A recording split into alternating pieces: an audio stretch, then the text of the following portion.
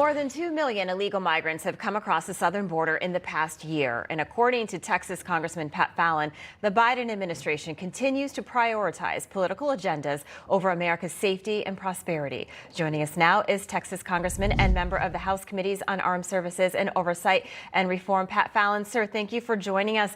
There are reports that the Biden administration pressured the mayor of El Paso on the border. Talk to us more about that. Well, Alison, good morning, and thanks for having me on. Well, apparently the White House pressured El Paso not to declare a migrant crisis. And that, again, proves and demonstrates Joe Biden putting, the political agenda of his administration over that of protecting Americans. Yeah, it's interesting, too, sir, because you see some of these media outlets finally now covering the border crisis, probably because Governor DeSantis and Governor Abbott took some of these migrants in and put them in these blue states. Last week, the administration announced a deal to halt the flood of Venezuelan migrants at the border by expelling them to Mexico. But what about all the other migrants from all these other countries?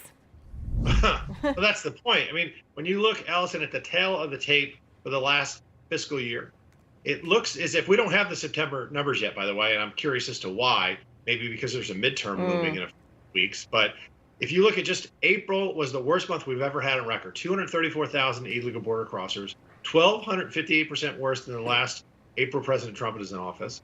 And then only to be eclipsed by May, which was 241,000 illegal border crossers, 930% worse than the last May President Trump was in office.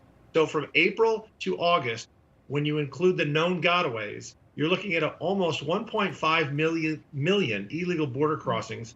We've never had anything like that. And I think when the September numbers come in, adding the known gotaways plus the illegal border crossers, we're going to be looking at 3 million. Yeah, you people. think they're going to be more. Interesting point. We haven't seen them yet. We'll see if we get them before the midterms.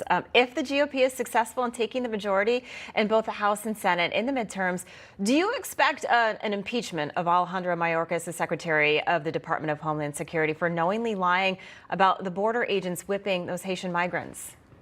Yeah, not only that, but he also said, when he testified in Homeland Security last year, he said the border, Allison, was secure. Then he got caught on a hot mic shortly thereafter saying that the border is chaos. So clearly he was lying then as well. Our office plans to file articles of impeachment on Secretary Mayorkas come November 9th.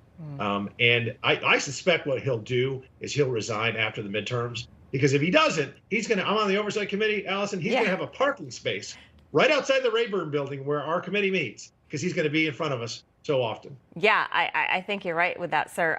Aside of the border crisis that's not often addressed is the 3.8 million people in the world who are trying to get into the U.S. legally. But why does the administration ignore these people?